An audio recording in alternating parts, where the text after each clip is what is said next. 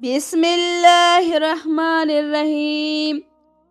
کسی سے محبت کا طریقہ بہت اچھا ہے کہ اسے اپنی دعاؤں میں یاد رکھا جائے۔ سب سے اچھا سفر اللہ پر یقین ہے۔ اللہ اگر ہماری عزت کی حفاظت کا ذمہ لیتا ہے تو بے شک وہ نبھاتا بھی ہے۔ مسکراہٹوں کے پیچھے ہی آپ کے درد چھپے ہوتے ہیں، لیکن انہیں چھپا کر ہی رکھیں، کسی پر ظاہر نہ ہونے دیں۔ وقت کبھی بھی بازی پلٹ سکتا ہے۔ جو لوگ کبھی اڑتی تھی وہ پھر چلنے کے لائق بھی نہیں رہتے۔ دل سے بات کرنے میں اور دل رکھنے کے لیے بات کرنے میں بہت فرق ہوتا ہے۔ برے وقت کی سب سے اچھی بات یہ ہے کہ وہ آپ کو یہ سکھا جاتا ہے کہ کون آپ کی کتنی فکر کرتا ہے۔ دنیا میں ہونے والے حادثے ہی آپ کو یہ بات سکھاتے ہیں کہ ماں باپ کے سوا کوئی مخلص نہیں ہوتا۔ کسی ایک کے کردار پر کیچڑ نہ اٹھائیں، ایک کے ساتھ ساتھ کافی لوگوں کے دامن داغدار ہوں گے۔ حسد انسان کو لے بیٹھتا ہے، اچھا خاصا انسان بیکار ہو جاتا ہے۔ اگر کبھی لگتا ہے کہ ہر طرف سے دروازے بند ہو گئے ہیں تو اللہ سے رجوع کرے، اس کا دروازہ کبھی بند نہیں ہوتا۔ حق صرف وہاں پر جتاؤ جہاں پر آپ کو حق جتانے کا حق دیا جائے۔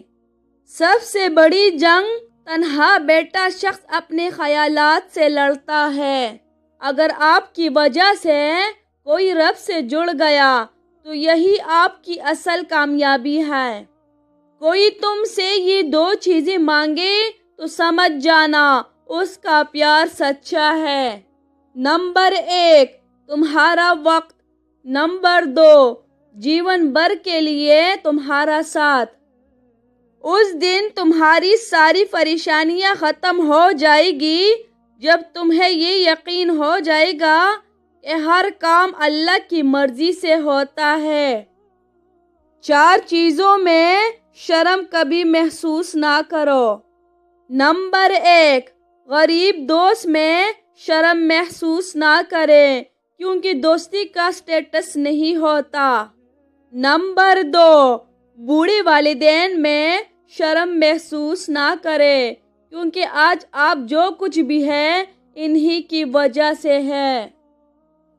نمبر 3، سادہ زندگی میں شرم محسوس نہ کریں کیونکہ کامیابی کا اندازہ ظاہری شکل و صورت سے نہیں لگایا جا سکتا۔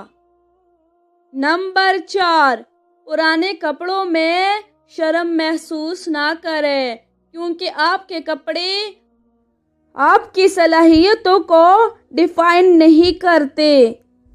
دل دکانے پر بھی جو شخص آپ سے شکایت نہ کر سکے اس شخص سے زیادہ محبت آپ کو کوئی نہیں کر سکتا۔